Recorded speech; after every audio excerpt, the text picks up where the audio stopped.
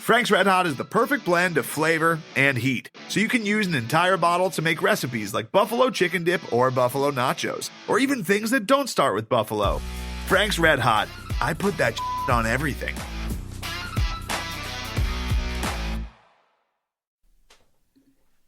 Hey, Craig. Indulge yourself. Read only what you need from them.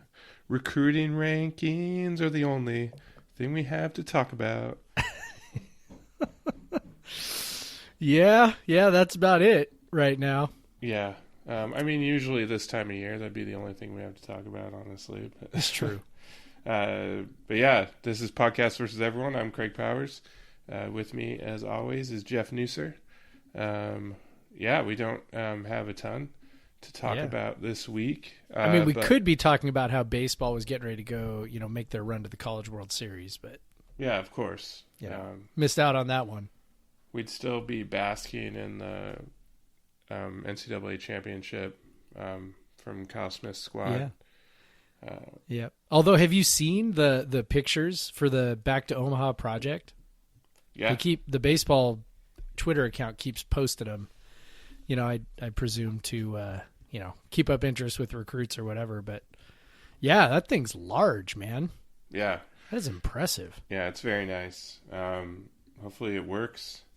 Yeah.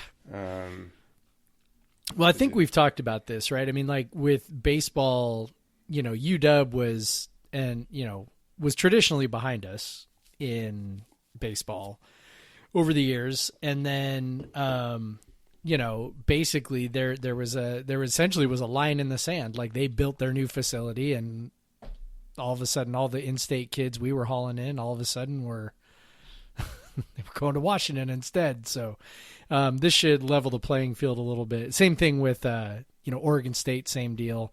Really, facilities.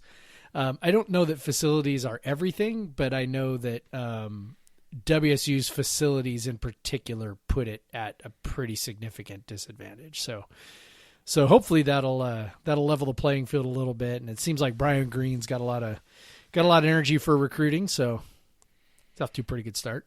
Yeah, and facilities are especially important for a winter baseball team like we are, where the winter is still happening. So just have someplace nice for the players to hang out and hit balls off the tee.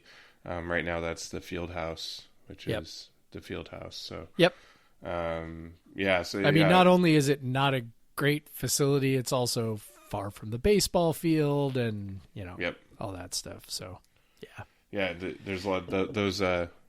You could hear the migrating of the baseball players from one spot to the other.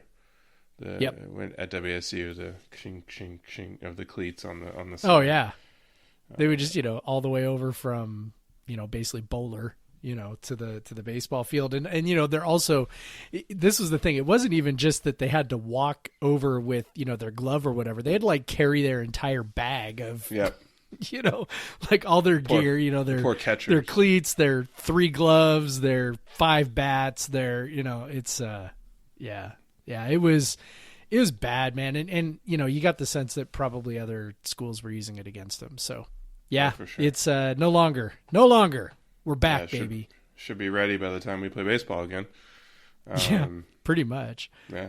Well, I think they even put up a new video too, or maybe now that's about a week old. But anyway, yeah, super cool, man. Anyway. Yeah, well, how you doing? I'm good. Just getting through all this nonsense.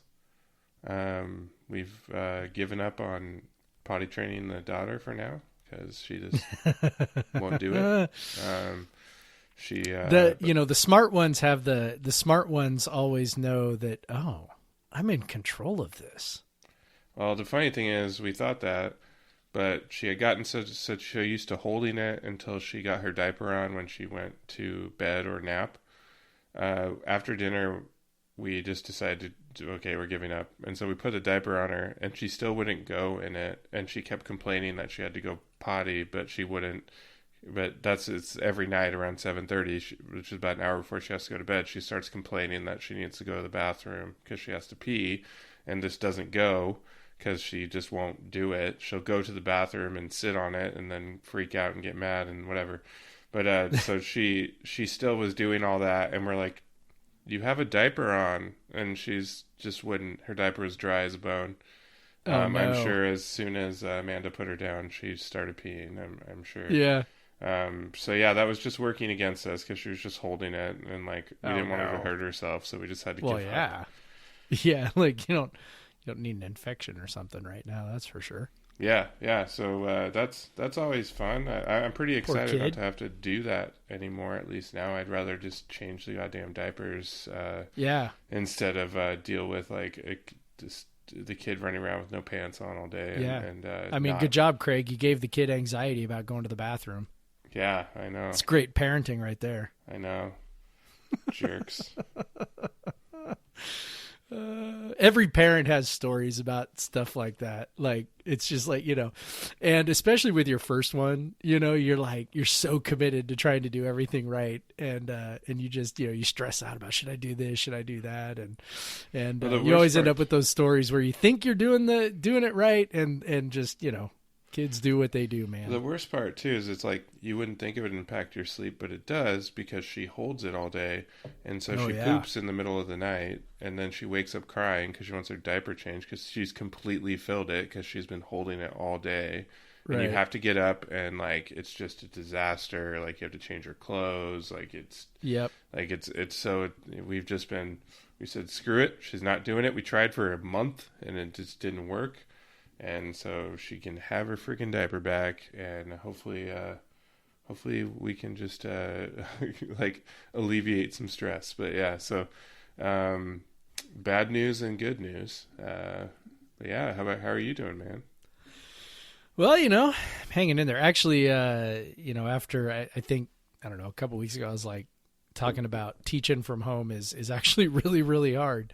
You spend a lot of years as a teacher basically getting to a point where you don't have to recreate the wheel every year. You refine your materials and your instruction, and the second or third or fourth time that you do a unit or something, you really kind of feel like you got it. You know what you're trying to do, you know how to teach it, the materials you want to use, you kind of tweak everything to get it where you want it. This is like, man, you got to adapt everything for an online environment. Like it's not it's not a one-to-one switch. Like you can't just like, oh, I've got this stuff, let me just put it online and that'll be fine. Like it's not that at all. Like kids need so much more support than that. So I find myself converting a lot of stuff, recording audio files of myself talking. Like my sophomores are reading Antigone, I'm recording myself reading it to them and like taking little timeouts and explaining what's going on. So, hoping that stuff helps. So it's actually a lot of work, but I think I've just records themselves talking, expecting other people to listen. What a silly endeavor. It's basically like hosting a podcast by myself, which, some people do. Some people do that with no guests ever whatsoever. But so I kind of feel like I'm getting to a point now where some things are settling in a little bit. I'm getting a little bit of a routine. I'm working a little bit ahead now instead of behind. So like my stuff's already ready to go for tomorrow. So I don't have to, when I work on it tomorrow, I'll work on, Friday's stuff. Like that all is. That's all very useful. For a while there, it was pretty stressful, and I feel like we've gotten the kids in a little bit of a routine too. I mean, that's what's really hard. Like the kids, again, children don't, they're not real self-starters for the most part. They're not real self-motivators, so you have to help them. And, like my seventh grader, really kind of struggles with math and needs a lot of hand holding. And it's like, okay, so if I'm holding his hand with math, I'm not doing my job. Right. So, it's a lot of hours. It's a lot of hours of education, and this is definitely harder on the whole than actually going to work, but getting a little better, I think. And I got lots of reasons to smile. Got a lot of yard work done the last couple of days, so enjoying the sunshine a little bit. It stopped raining for a couple. Well, it rained a little bit last night, but I've rained pretty hard last night. I'm not much of a yard work person, but I have been updating my inventory in my cellar, which takes many hours. Yes, you have. So I've logged a lot of beers. I still have quite a few more. Do to go. you want to say how much a lot is, or do you want to just leave it out there for people to guess? I'll let people guess because I'm not done yet, so I don't have a final number. But it's you can send a guess if you want to podcastversuseveryone@gmail.com. How many beers are in Craig's cellar? Yeah, that's the guess. Not including like IPAs and pilsners and stuff in the fridge, of course, but right, like just the cellarable aging stuff. Yes. So I'll keep working on that over the course. I'm hopefully done by the weekend. Done logging beers, especially now that I don't have to focus on potty training the child, and it should be interesting. But yeah, I think everybody's doing stuff like that, right? Like all this stuff that we have been putting off forever, and it's like, I guess I have this dream of turning that little area into like a place to hang out and drink the beers that are in the cellar. That would be sweet. But right now it's just covered in boxes and random bottles and bags and whatever.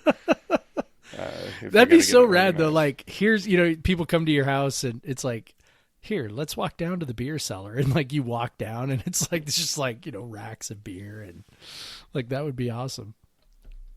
Well, have you seen it before? Yeah, I've been down there with you. Well, you've seen the beer racks and shelves, yeah. Yeah, I'm just saying, like, and make it like a whole thing. I guess is what I'm saying. Oh, like a space where it's like a whole like beer, like a little beer drinking church. Oh yeah, that's what I have planned. I have some aluminum signs and stuff to put up, and all sorts of stickers, and we were talking about getting some cheap lawn furniture to put down there, and whatever, and it should be fun. Whenever I can have people over again, we can hang out in the basement, especially in the summer because it's still like nice and cool down there in the summer. Yeah, definitely. Yeah. Should we talk about? Should we talk about actual sports? Yeah, something WSU related. Yeah. I mean, drinking is WSU related, but yeah. We talked last week about how WSU had 0 commitments for the 2021 football class. Well, sure enough. They have now 1 known commitment and 1 mystery commitment to the 2021 class. So the first commitment is a wide receiver, Orion Peters, pretty cool name, rated as a 3-star, I'd say kind of a lower 3-star based on the rating, from California, so not from Washington, so we're still going to lose to the Huskies. Yeah, that's a bummer.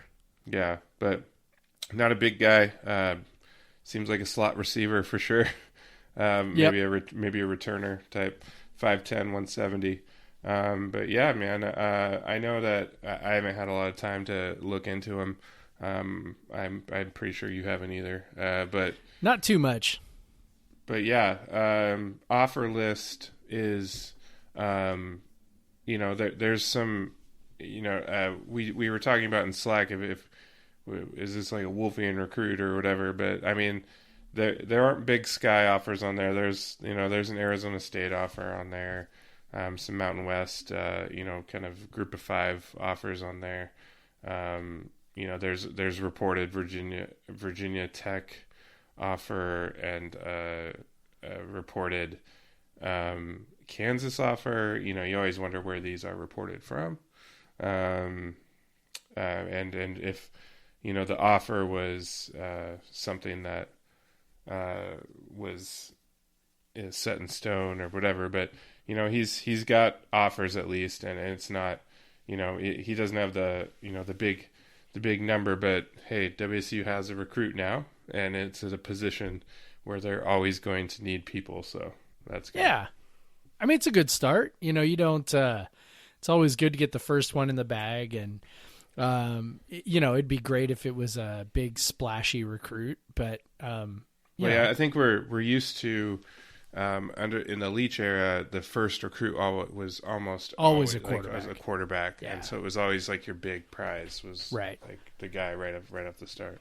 Right. And they are hot on the heels of a quarterback, and like a good podcaster right now, I'm drawing a blank on the kid's name, but I know that the guy they're targeting was supposed to commit earlier this week and then decided to push it back and said that he wanted to come up to Wazoo and see Wazoo. So that was great. I know that's sort of the guy they want, but yeah, it's always good to get that first one in the bag. Hopefully that gets some momentum rolling. We talked last week about how this whole situation is especially damaging to WSU because the real selling point, as we know and we talked about last week, is being on campus, right? Like you can't get a feel for what it's like to be there and what's attractive about choosing it unless you're actually on the campus.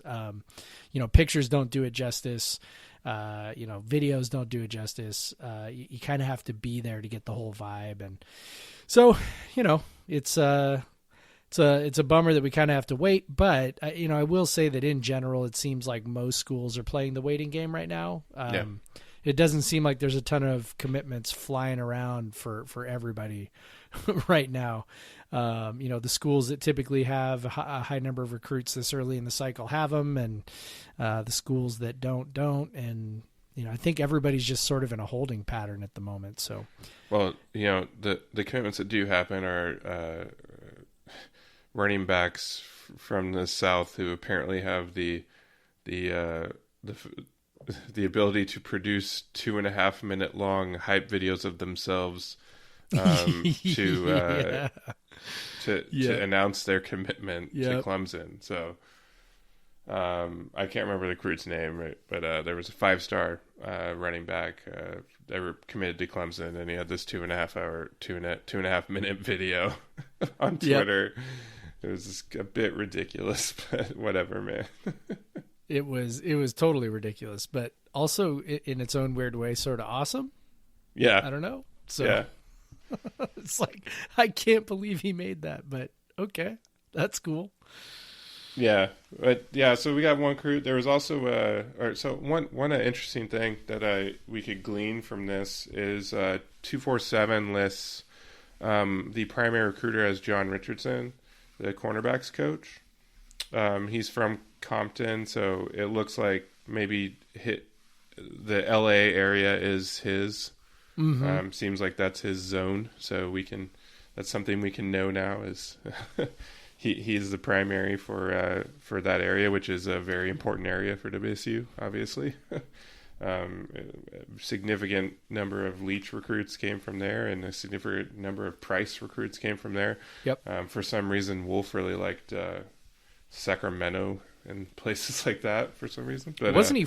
Isn't Fresno Wolf from that area? Fresno. Wolf, yeah, I think so. Yeah, so he was. We had a lot of kids from NorCal, specifically like Fresno and Sacramento and stuff. Yep. But I don't know if Fresno barely counts as NorCal. I guess they think everything north of LA is NorCal, but whatever. It's more Central Valley, I would say. But anyway, so we know John Richardson's the guy. So if we have any successes from Southern Cal, we can kind of gauge how good he is as a recruiter based on that. Yeah, and apparently we have someone commit. So the thing that so apparently now every coach has to have a thing that they do to announce on Twitter that they've gotten a commitment without saying we have gotten a commitment, right? And so Nick Rolovich's thing now is tweeting out a GIF of the flag waving. Yeah, so that's the announcement that we got a guy. It's the opener from game day, right? And so there was a tweet with that right before Orion Peters gave his commitment, and then I don't know, a couple days later, right? There was another tweet with that. We went, hey, got another one, and we went looking, and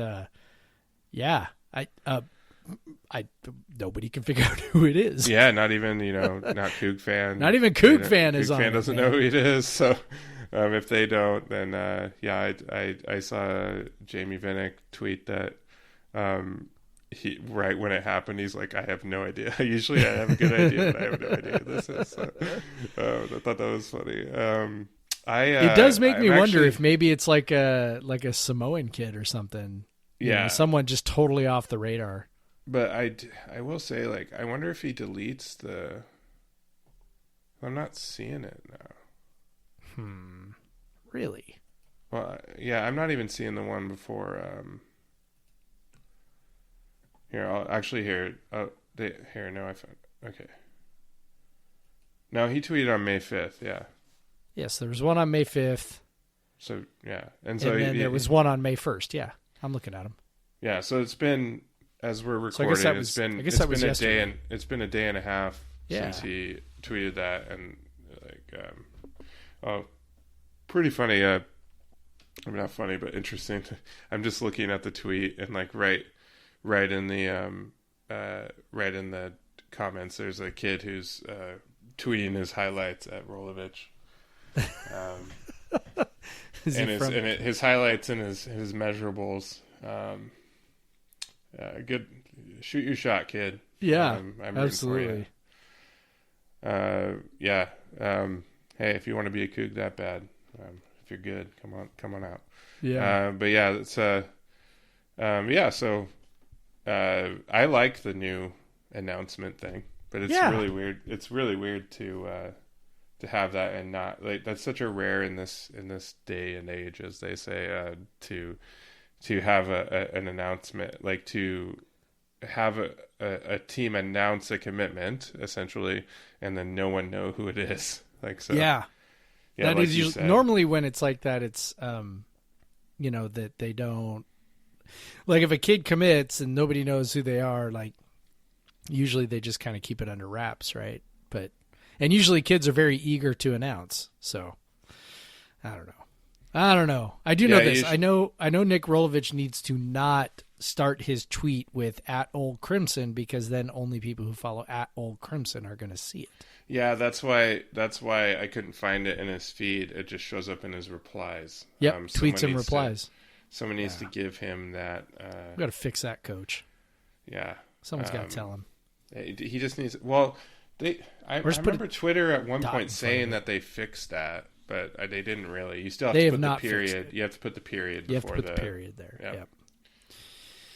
Yep. But all right. So apparently we have 2 recruits. We just don't know which one the second one is, and so calm down, everyone. Yeah.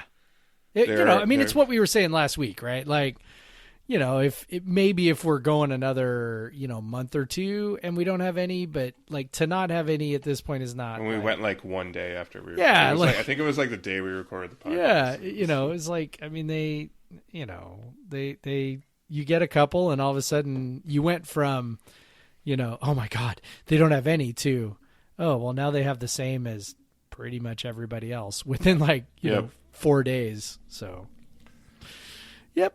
Nothing to be worried about, folks. Yeah. Things are good. Things are good. Everything is good. Don't look outside. Don't watch your TV. Don't read the news. As long as you don't do that. Twitter. Don't just read a book from a long time ago. Yeah. And watch movies and TV shows and.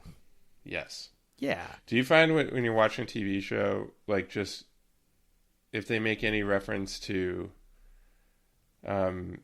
anyone being sick or anything, or if they're just seeing people around each other, and you're just like, this is so weird. Oh yeah. Like, it's, I know.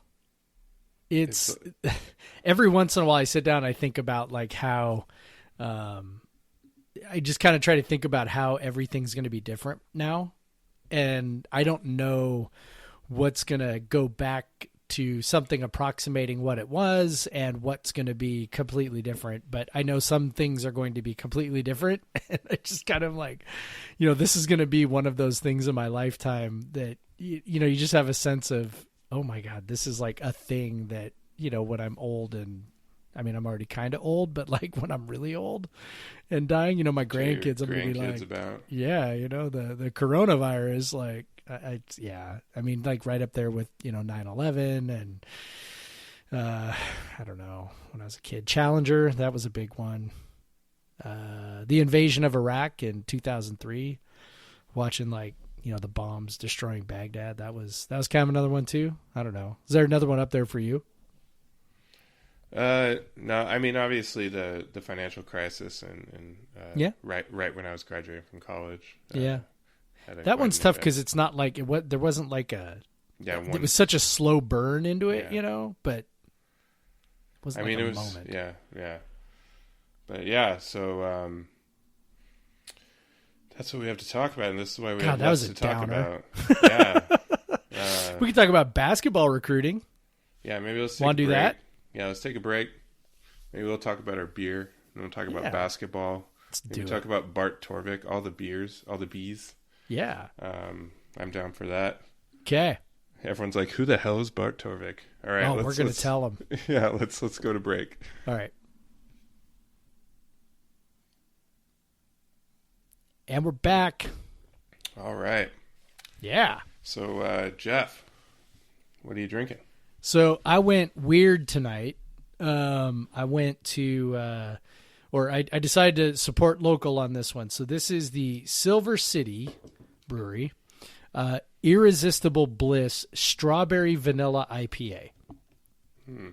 Yes, which is kind of what I was thinking. I was like, okay, well, let's see what happens. And so it says, like dessert in a pint glass, Irresistible Bliss is a deliciously dense and decadent hazy IPA that incorporates milk sugar for a sweet and fluffy texture, further enhanced by natural vanilla and strawberry essence.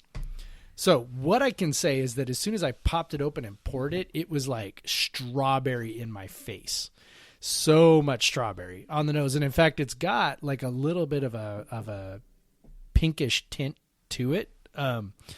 But once I start drinking it, I don't know, not a ton of strawberry in the beer itself. It's probably good, honestly. Yeah, because I kind of thought the bitter of the beer with the the sweetness of a strawberry, or it just kind of, I was kind of curious how that was going to play out. But so it's pretty subtle. Maybe probably with like just a little more vanilla to it. Mm-hmm. But it's okay. I probably wouldn't get it again. I probably wouldn't drink it again, but for a one-off, like, hey, this is kind of weird, and do it. So, proud to support Silver City during these difficult times, Craig. Proud to support a local brewery. Yeah, so it's interesting. These milkshake brewery beers, they seem to have they really hit their kind of peak, I think, a couple years ago, where you saw them everywhere. And Silver City is typically a brewery where they'll be a little bit behind the trend, and then they'll make something that's like mass marketable at the end, because they make quite a lot of beer. But yeah, so it's I would say strawberry is one of the trickiest adjuncts to add to a beer. Rarely, like I think that's why it says good that you couldn't taste it, because usually when you can taste it, even when they use real strawberries, it always tastes artificial. Like it's so rare that strawberry beers are good. I've had strawberry beers from like some of the best breweries, and they're still not very good. But yeah, these milkshake beers are interesting. Yeah, the milk sugar, also known as lactose. So if you're lactose intolerant, you should not drink these beers unless you want to poop your pants over. I would not recommend that. Yeah, I will say that now that it's like a lot of beers, now it's warming up a little bit. I am getting a little bit more of the strawberry vanilla combo. Yeah. Basically right on the front of it, and then on the back end, kind of the bitterness kicks in. So, I mean, it's not an unpleasant beer, I guess I would say, like, if that makes sense. Like, it's not a beer where I'm like, oh, this just isn't working, this is gross. But it's also not something where I'm like, oh, this is great, I totally can't wait to have this again. It's like, it's like, all right, cool, I did it once, all right. Yeah, it's interesting. I haven't seen that style, those milkshake beers, as much recently. It seemed like every brewery was making some variation, but because Tired Hands was leading the way on that. From Pennsylvania, they were making these absurd, like I had like a triple vanilla milkshake IPA once. It was like absurdly vanilla. It was so weird. But then, yeah, it's kind of this trend of beers that are very dessert heavy and are just very sweet. Yeah. It's interesting. You see the milkshake beers, and then you see it with stouts too, pastry stouts, and so you get these beers that are like, if it says it's like a brownie beer, it tastes like brownie batter, and like it's been an interesting trend, and I think it's continued more with the stouts. I've seen it kind of fall off with the IPAs, not quite as much. But yeah, some of them are good. A lot of them are bad. So if that one's okay, that's probably good. Yeah, Like, that's kind of how I feel. Like it's okay, and I could see some people actually really really liking it. Like, yeah, that's, for sure. So, for my particular palate, it's like, okay, it's something different, and I dig doing something different once in a while. So yeah, I'm not too much of a curmudgeon on styles and stuff. Like, if people want to make weird stuff with their IPAs and with their stouts, like, more for people to drink. Like, I like some of the sweet stouts. I don't like some of the others. I like some of the, sweet IPAs. I don't, some of the others. It's funny. Yeah, but it is funny. Like, a lot, like, more and more beers are incorporating lactose and milk sugar. It seems, and so if you are lactose intolerant, you gotta like look out for if a beer says milkshake or something like that. Interesting note that when my friend Jeff was the brewer was the brewer at Three Magnets, he's lactose intolerant, and so when they brewed their milkshake beers, they only put vanilla in it. They did not put milk sugar in there because he himself would not be able to drink it. So yeah, he's got to watch out for that. It's kind of funny that even just that little bit of lactose screws people up. But yeah, so way to branch out, Jeff. Did you? I assume you picked that up like at Rainier Growlers or something? Or? it was at Costco, so I grabbed really? one at Costco. Oh, okay. While I was doing my my monthly shopping for my army of men, young men, small young men who eat everything. So Nice. yeah. What about you? What you got? I went with a light beer today. I know last week I had a giant beer, but this week I wanted to highlight a brewery that's from the Yakima Valley, but their beers have been popping up more over here just because they have more beer to distribute, and they've been canning for the first time. Like, a lot of breweries have just obviously been resorting to things they haven't done before, canning or shipping more beer out to other places because they can't sell as much in their tap room and all that. But this is a Varietal beer company out of Sunnyside. Sunnyside, famous for Dairy Gold. The large, like, for the smell of the cows. If you've ever driven through Sunnyside, you will know you're driving through Sunnyside immediately. Indeed, it's got a funk to it. But Varietal, honestly, is it's probably my favorite. Obviously, I'm from the Yakima Valley and I have family there still, and it's my favorite brewery in the valley. I think their beer stacks up with almost any, like, it's one of the top breweries probably in the state, if not the Northwest, and they're just cranking out a bunch of different styles. They're very good at what they do. I've had ranging from pilsners to lagers to barrel aged barley wines and sours and IPAs and Mexican lagers and all sorts of different things from them, and they just always seem to, or very delicate saisons and things like that. They've always seemed to crush it. But what I'm having tonight is it's called Il Festigiato. So it's that is Italian, and I probably butchered that. It's How dare you. It means the birthday boy. So they brewed this for a friend of theirs. It is a big boy, a 4.5% dry hopped lager. They say lager. Take it easy, Craig. Yeah, Take it easy. But it's dry hop with Mosaic and So I think they used the Italian name because this is kind of like a Italian Pilsner is a style that's on the rise.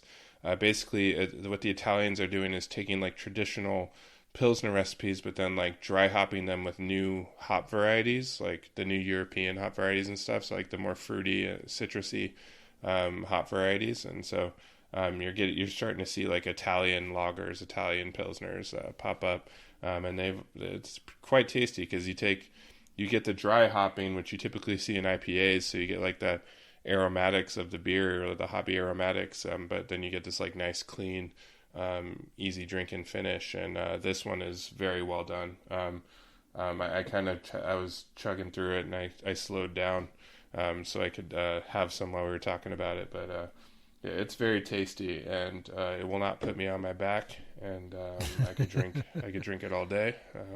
And yeah, those are nice sometimes, actually. Yeah, check out Varietal if you. I drink a shit ton of lagers. The craft lager game, craft breweries are crushing lagers right now. And it's become a viable thing to sell. Enough people are buying craft lagers that just in time for summer too. Yeah, exactly.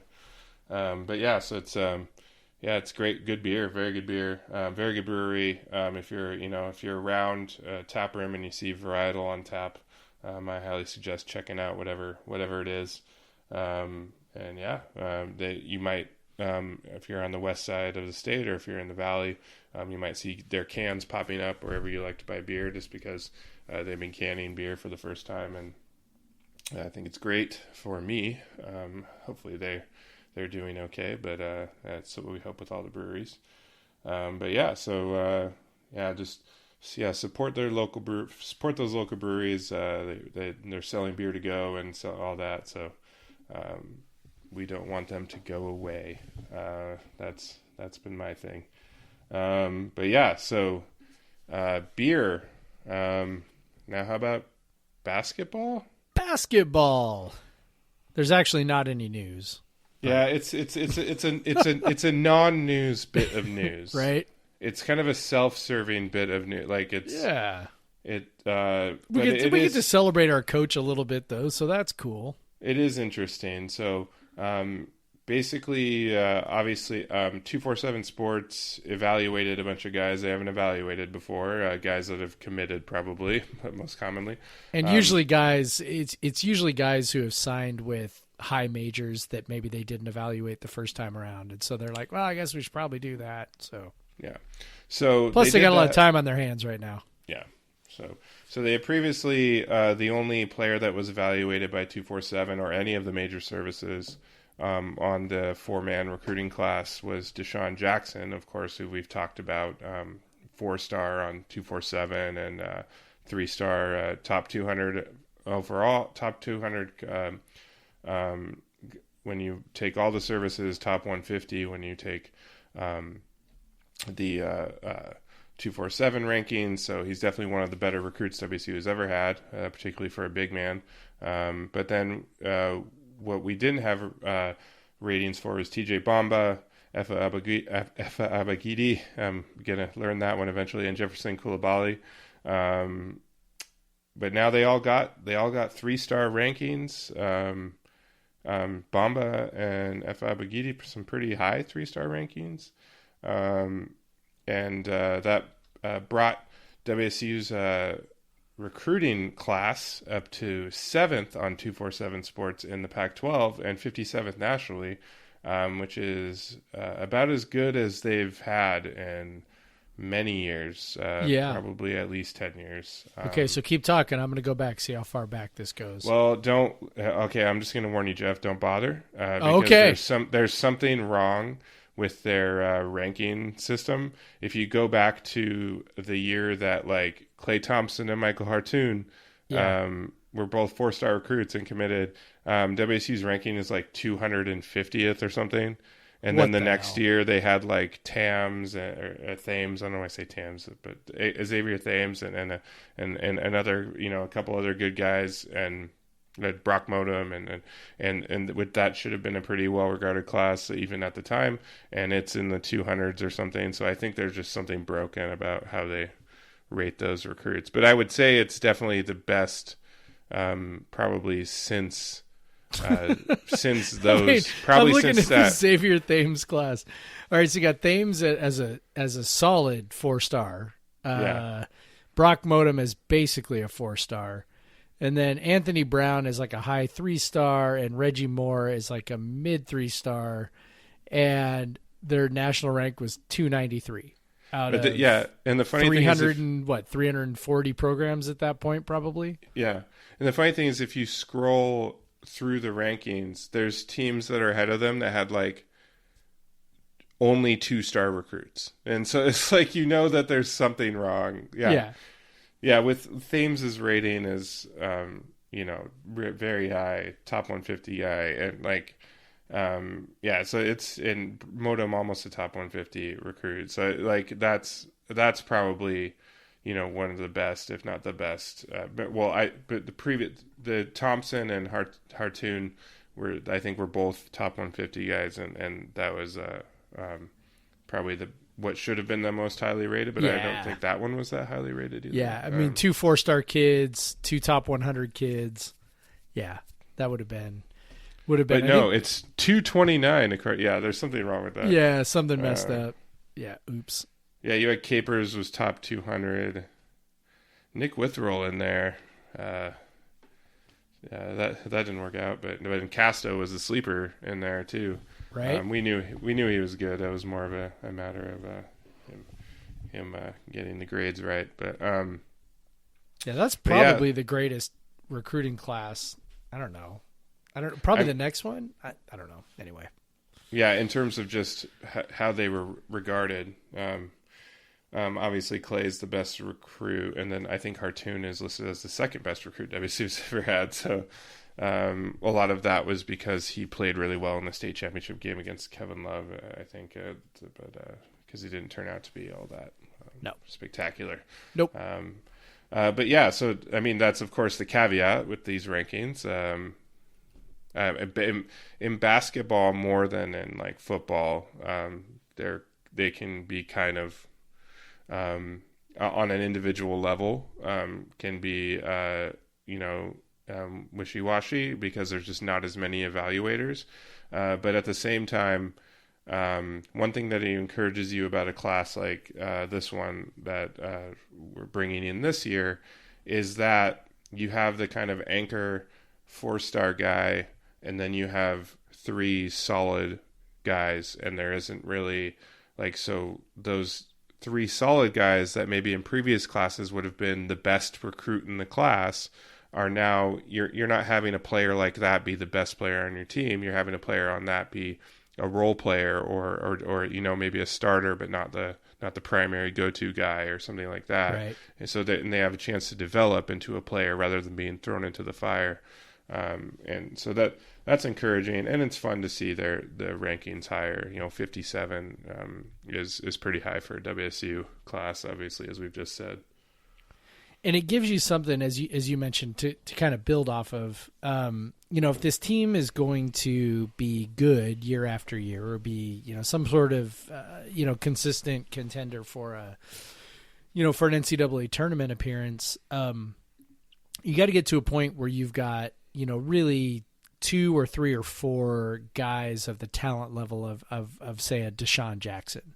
You can get guys and you can develop them and those things, obviously that's good and that's important. It's basically what Tony Bennett did, but on some level you have to have, talented guys at the top end. I mean, even Tony Bennett had Derek Lowe. I think a lot of people don't realize Derek Lowe was a 4-star recruit. Like, he was a pretty big time recruit. And so, and when he committed to Dick Bennett, that was like, oh my gosh, like that's amazing.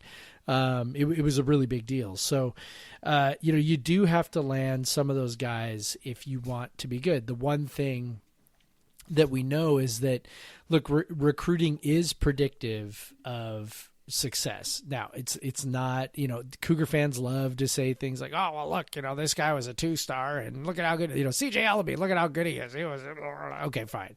I mean, you can take a whole bunch of examples, but, we've talked lots of times about how, in general, if you want to be successful or build a successful program, your recruiting has to be at a certain level. And I mean, even Tony Bennett was not doing what he did with chopped liver. Like that just wasn't what he was doing. And then even at the end, he was recruiting guys. I mean, we were joking about this on Slack today, but if Tony Bennett hadn't left, you would have had a young core of Clay Thompson and Xavier Thames and Brock Modem, which is like holy shit. Like that would have been, basically, a top 100 guy in Thompson, a top 150 guy in Thames, and then, maybe a top 200 guy in Brock Modem, right? Like, and so that would have been a tremendous core with lots of talent.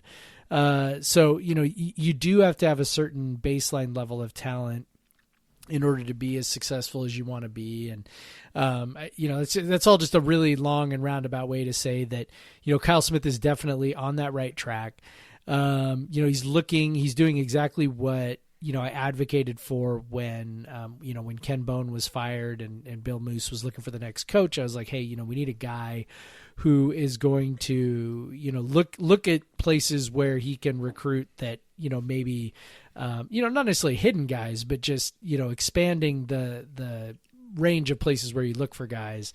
And Kyle Smith is doing that. He's looking internationally. He's looked at transfers. He's, looking at guys who reclassified. So Koulibaly's that kind of guy, right? Like he was originally, the reason why he wasn't really evaluated was he was originally in the, the 2021 class, and he reclassified and, wanted to go straight, basically had nothing left to prove at his, Canadian, prep school. And so, he made the move to 2020 and, so looking for these kind of under the radar guys. And then Jackson's a guy that he was, started to recruit when he was at San Francisco, and, he had a little injury his junior year and some people backed off. And then, that original investment earlier in his high school career paid off in the end. So, I love the way this staff hustles. I love what they're doing in terms of not relying necessarily on one thing. One thing that comes into, stark relief at this point is just seeing just how damn lazy Ernie Kent was and just how flawed his strategy was, if you can call it that. And this is fun. You can look at this class and think, all right, this class and some of the upper level guys, from last class, I don't know that they're all going to turn out great, but you can certainly see that Noah Williams is a good piece and Markovetsky is a good piece. And I don't know, you can see a foundation. I don't know if it translates into an NCAA appearance this year. Probably if that were to be the case, a couple of the guys from this class are probably going to have to come in and be awesome right away, which is, a possibility, but I'm not counting on that. I really think it's 2022 that where maybe you see it. And I know that, I don't know if windows quite overlap with CJ Ellaby, right? Like maybe we're just looking at one more year of Ellaby, so maybe the windows don't overlap quite right for us. But, I could honestly, Ellaby I know keeps testing the waters, and of course there's a chance he doesn't come back this year. But he's a guy I could really see sticking around until his senior year. I just don't know that he's gonna ever get the evaluation that he's wanting to, and I think he doesn't seem like a guy. And I know I've mentioned this on the show before, but he doesn't seem like a guy who's dying to get out of school. Like if the opportunity's right, sure, but. If it never quite presents itself, I could see him being a 4-year kid. Yeah, I've been thinking about that today. If you're thinking about this year, obviously, I'm sure that guys like Bonson and Miller be motivated to do it as well as they can this year. But but if you're looking if Ellaby is here for his senior year, you have senior Ellaby, you have a junior Noah Williams. You have sophomore Deshaun Jackson, sophomore Bamba. You have juniors and DJ Rodman and Markovetsky. Who knows what Kuntz looks like at that point? It's you definitely can see how that roster could be a challenging for an NCAA tournament bid, because it'd just be more of a complete roster than we've seen. in at WSU. Even this year, going into this year, you're already looking at how Smith will have just completely upgraded the roster from top to bottom in the span of 1.5 recruiting classes, essentially, like 2 recruiting cycles, but he got, the back end of one. And just with like, even this year, you got Bonton and Miller in there and Noah Williams in there. Those are all guys that would not have been here. And then you're having Deshaun Jackson and Markovetsky and Bamba, like that. These are guys that are probably going to play, and maybe not a lot, maybe Bamba not so much, but we'll see how he fares. But they, if we need backup at point and stuff, but because Rapp is in there too. Guys take their biggest jump from freshman to sophomore year typically, so we could see some good things out of Rapp too. But yeah, it's just it's exciting to look at the roster and be like, there's potential here, man. Like I mean, you at least got to say at this point there's potential for an NIT run next year. Yeah, I think that's a perfectly reasonable expectation. Like, well, not expectation. Maybe that's not the right word. Perfectly reasonable thing to think. Yeah, that's attainable. I still don't know if an NCAA tournament berth is there. Kind of like I said, I feel like the overlap, maybe like the confluence of events that you need for that to happen might not be there, but it's a possibility. I mean, you'd obviously need LB to come back. You'd need Bonton to take a big step forward for his senior year. You'd need, some of the freshmen. You need, Williams to really take a big step forward. You need Markovetsky to do the same. And then you'd probably need, like I said, at least a couple of the freshmen to come in and be pretty awesome right away. So, I mean, is it possible? Sure. I mean, we watched, Tony Bennett. So, of course, anything's possible. But I don't know that I expect it as, I don't know. I mean, there's maybe like, what would you say, like a 10 to 15% chance of that? Maybe? Yeah, sure. Yeah, like that. Sure. Yeah, let's, win a few of the close games and, don't lose any of them, like steal some wins here and there. Yeah, it's, but we when we were talking to Ken Pomeroy a couple weeks ago, he kind of teased that if CJ does come back, WSU would have one of its highest ratings, or would have its highest rating since the year that Clay's last year. So that would be 89th the next year after Clay left. But we do have kind of a preview into that because there is another site that if you read its FAQ, he does defer quite a bit to Ken Pomeroy as kind of the godfather of all of this, and but he uses similar formulas, but they are in some ways different, and so the rankings are a little bit different. And his name is Bart Torvik. It's barttorvik.com, barttorvik.com, and he actually already has projections up for next year.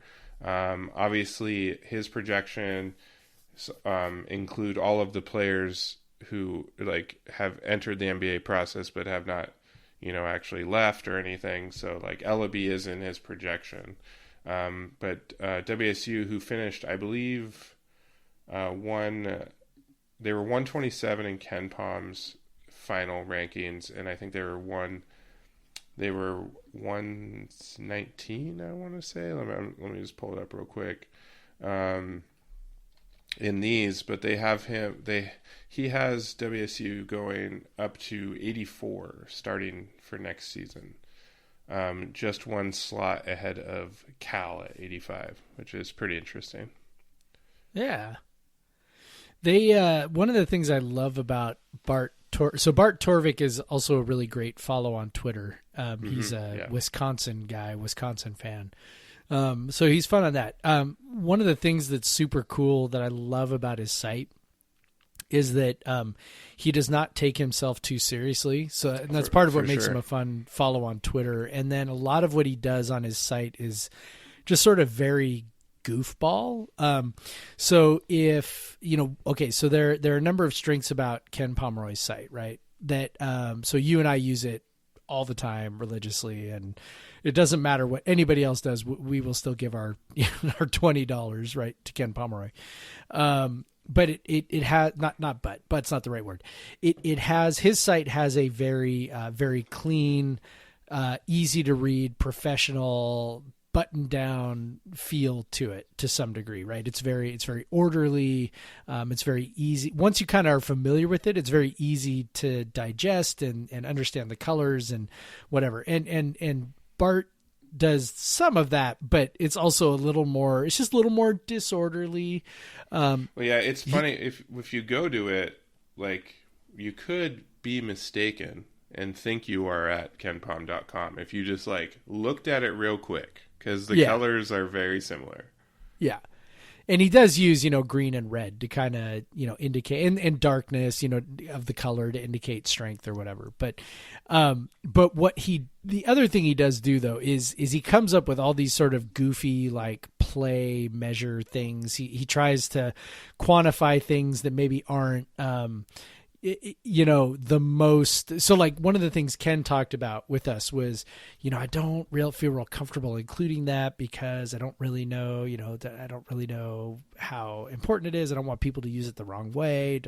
Bart has none of that, right? He's just like, hey, this might be fun. And so he throws it on his site. And so he's got, one thing that he's got that, Pomeroy doesn't have is an independent or an individual sort of value metric for a player that tries to conceptualize and quantify the entirety of their contribution, which he calls Porpagatu, which is I forget what it actually stands for. Porpagatu with an exclamation point, and it was exclamation point. Yes, it was based off of Porpag, which is created by some MSU guys, right?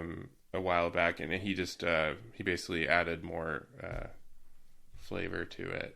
Right. And so people who also have followed baseball analytics might have heard of the Pythagorean method of calculating how good a team should be, right, where you use basically the Pythagorean theorem with run differential.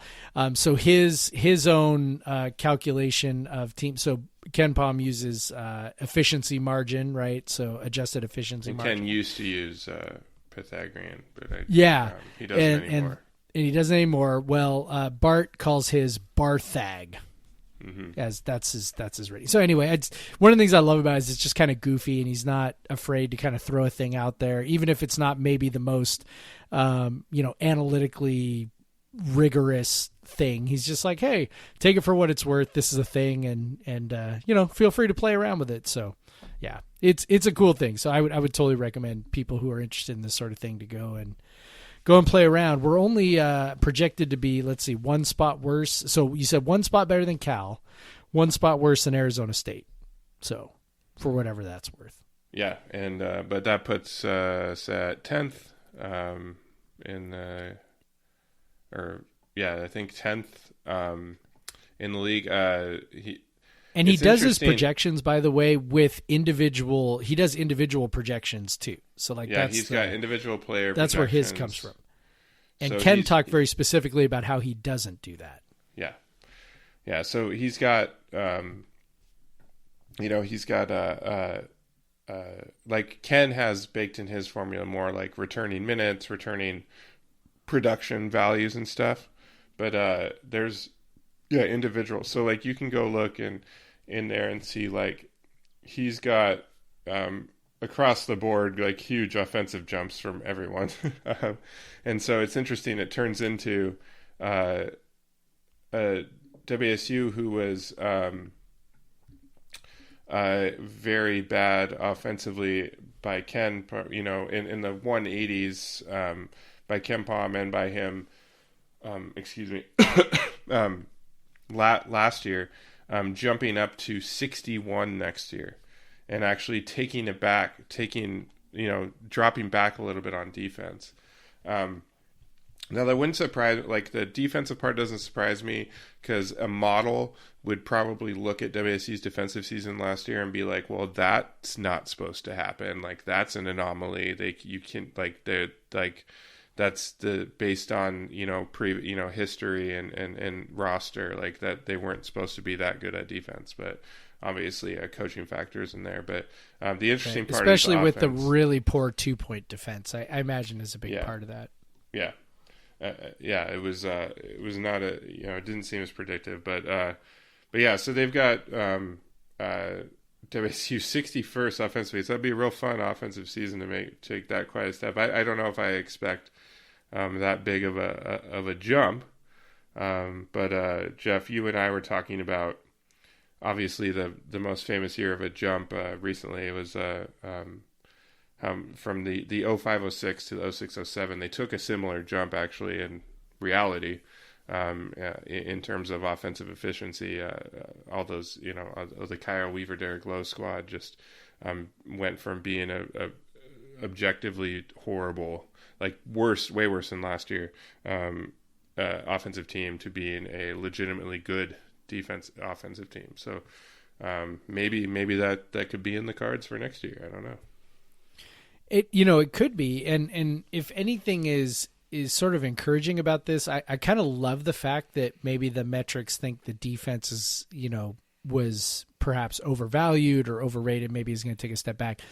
There is no, if you gave me a bet, if you were like, hey, would you like to place a bet on whether the defense improves or gets worse from this year to next? I'd be like, put my house on the fact that it's better. Like if there's one thing I'm 100% confident of, it's that the defense will be better. How much better, I don't know, but it will be better after a year of being under Kyle Smith and everything that he does. And we know that Kyle Smith historically has really good defenses, with just the returning minutes that they've got. I cannot envision a scenario where the defense is worse. That would absolutely blow my mind if somehow the defense was worse. So the fact that the defense is being projected as not taking a big step forward, I think that actually bodes really, really well, because I think the defense will take another pretty significant step forward. And then if the offense can jump way, way forward, then that's even better. So I know Torvik's predicting here an 18-13 overall record and a 7-11 record in the Pac-12. And, if you're talking NIT, that's a pretty squarely NIT, type record. I do find the far right column that expected loss percentage of an elite team against non-conference slate. This will kind of give you an indication of how bad WSU's non-conference schedule is. So the expected win-loss of an elite team against theirs, loss percentage is 10%, while against Arizona State's is 22% and Cal is 19%. So basically you're expecting twice as many losses from an elite team for Cal and Arizona State's non-conference schedule versus WSU. So, which is roughly 1 or 2 losses, but still it's that's the one thing that could hold them back. If depending on what the 18 wins and the 7 wins are, if they would be an NIT team or not. But 18-13 sounds, that I think that would be a sufficient number of wins to build some real fan excitement around the program. They haven't announced next year's schedule yet, so I'm guessing that maybe goes off of just kind of historically last year's schedule, yeah. What they do, but I don't know. I wouldn't expect. I don't know. I guess maybe we could have gotten some ones. I'm sure there are some still leftover agreements. Maybe, but we'll see. I don't know if you were Smith, and put in Smith and the basketball program putting together a schedule. What would you do? Would you be looking? Well, I'd play Gonzaga first. Yeah. Okay. No, well, Jeff, that's not going to happen. Wait, are you Gonzaga's scared? Is what that is. They probably at this point scared. I mean, if you're projecting WSU to be a top 100 team, there's no reason anymore. Like, what reason does Gonzaga not have to, like, it's not bad for their RPI or whatever the new thing, and it's not it like, it's actually, if you win, it's a legitimate win. If you lose, it doesn't hurt you that bad. Like, so like, and it still boosts your schedule regardless. Right. You can say that we're just this shitty program, but now we got a legitimate coach and legitimate staff, and who's already. If you think about the from finishing Ernie Kent's last season in 207th on KenPom to being projected probably on KenPom in the mid 80s to start Smith's second season, that's quite a big leap. Into kind of relevancy. I feel like once you as a major conference program, you got to live in that top 100. Like, you're really failing if you're consistently outside of that. Right. Then you're not where you need to be. Like, Power 5 programs should be, or Power 6. You should be in the top 100 automatically. Every year. You should never fall outside that.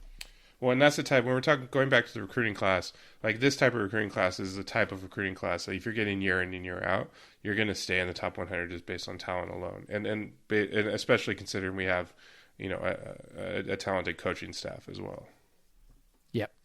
Yep. So I don't know, like, I would probably see WSU has maybe a little harder time with the schedule because, they're not a number. So college basketball has been trending away from, big home and home matchups between powerful teams. They've been trending more toward teams playing in these neutral site tournaments, right? So last year, what they go Cayman Islands last year, right? For their tournament, and, in years past, they've gone to Hawaii or whatever. Right. So college basketball has really been moving toward that kind of environment for teams to play, other sort of maybe higher profile teams. So, and WSU's always been at a disadvantage, right, for scheduling, interesting non-conference games. I mean, I went to the game against Kansas State, whatever that was, like, 8 years ago or, something like that, right? So was that when Clay was there? No, that was maybe I don't even remember, man. It was the year that Applecut was. So it was the year after Clay left. Yes. I want to say, because it was. I think that's right. Or maybe it was the 2012 Apple Cup, like the night before. I think that's what it was. To the second season after Clay left. So yeah. Anyway, it's. I remember going to that and super exciting. But that was a Pac-10 Big 12 agreement. Is the only reason. I think so. It was. I'm pretty sure it was. It was like a series they were doing. Yeah. So I don't know that there's a whole lot different they can do with the schedule unless they're going to go play, like basically agree to go play someone on the road that is tough. Right. Which, might not be a bad idea. Maybe you go play. Maybe you go play Oklahoma State. Yeah. Yeah. I don't know. Let's not do that again. But, So it's, I think you're probably traditionally going to have a weaker schedule because you've got, you've got to be able to get teams that want to come to Pullman, and those are typically going to be weaker teams that are going to take any, paycheck they can take. A lot of those teams will be, making sort of a, they'll be doing a little bit of a, tour, right, where they'll play. Sometimes you'll see a team will play us and then play Gonzaga or the other way around, and try to make their money. Then maybe that hit way, up Seattle U or something. Yeah, like almost a little bit of a barnstorming type tour. So, I'm okay with the week non-conference, and hopefully they play somebody interesting in a tournament, and maybe we get to a point where we can get Gonzaga to not be scared of us anymore. Or think we're good enough. Yeah, no, that's not the issue anymore. Like they know the issue is that they don't want to give us any kind of foothold at all. No, that's it. You don't want those Kook fans that are Gonzaga fans to suddenly be like, oh, the WSU basketball team is good now. Yeah. So, I mean, look, Gonzaga's not worried about Washington because, Hopkins is doing most of his recruiting back east. Like, it's not he's recruiting national. He's not recruiting Washington. They're not recruiting the same kinds of guys. Gonzaga, on the other hand, look at the guys we're recruiting. We're recruiting the kinds of guys that Gonzaga doesn't necessarily recruit anymore, but similar kind of guys, international guys, and maybe, under the radar guys. Like, yeah, Gonzaga wants none of WSU getting better at all. They don't even want to give them a chance. I want all of WSU getting better. I want all of it. I want Mark good Few knows basketball just again. how good of a coach Kyle Smith is, and he wants no part of that. Yeah, I want this good basketball. On the Kook Center Hour, they had a basketball memory about the 2007 Arizona game, which you should go listen to. But it just brought me back to like good basketball was a blast, and I want that again. We got those little tastes of it this year with the Clay game and the Oregon game and the Pac-12 tournament game and a few other games like where you're just like, oh man, like. We can punch people again. We're not just like this hapless waiting for some random shooting night. It's like now it seems like next year they'll be at that level where most teams they should be able to contend with most teams in the conference and not have these throwaway games and stuff. And so that's going to be fun again to have especially from us from an analysis standpoint, right? Like just to, like the percentages on KenPom.com won't always, you won't have these like 1% games and stuff. So, I'm excited for it. I really, obviously we're hoping against hope that Ellaby comes back because, next year could be a big step forward. And after that we could see some big jumps. I really, we were kind of like unsure about whether Kyle Smith, we knew he was a good coach, but obviously he hadn't coached at a big place, and we don't know if he can take a team. He's never taken a team to the NCAA tournament, obviously, but he's at some places that were very tough to do that. But he is again, of course, but just this type of recruit, the type of talent he's bringing in, the roster he's building. And just obviously we've talked extensively to John from his coaching staff, and we've heard from him a bunch that we know he's a good coach. So if he does have those players, it just seems inevitable that they will be successful. Yep, we've seen him develop guys. We know what he can do with that. So it's exciting to see the baseline from which he's going to be starting, right? You take, and I think that's kind of what you were alluding to earlier is, look at these guys, they're all, solid to, mid to upper 3-star guys. And then you got one, 4-star kid mixed in. You already know what he can do developing. So if that's the baseline and you get those kids to develop, watch out. I'm hyped. I love basketball. Coug Center is a basketball blog. Don't let anyone tell you different. And this is a basketball podcast. Don't let anyone. Except for that kick-ass run and shoot breakdown that Jesse did today. Oh yeah, definitely. My goodness. Definitely read that. Go on Coug Center. You got nothing. That was a nice surprise. I didn't know that was coming. Yeah, Jesse's. I run the place. I had no idea.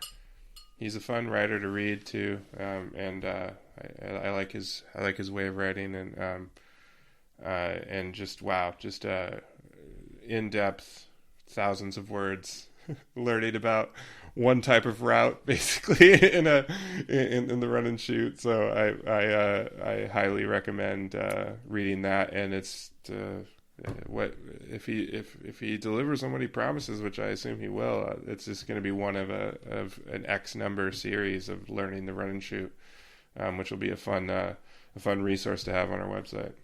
Yep. We'll do it big. I know that Brian Anderson's got something in the works too. If he finishes it, maybe he's listening all the way to the end. I don't know. I'll find out later. That'll be pretty funny. But I've seen it. It just needs some. He was doing a little massaging on it, and apparently not done massaging it. So, but it'll be awesome when it comes out. I'm telling you that.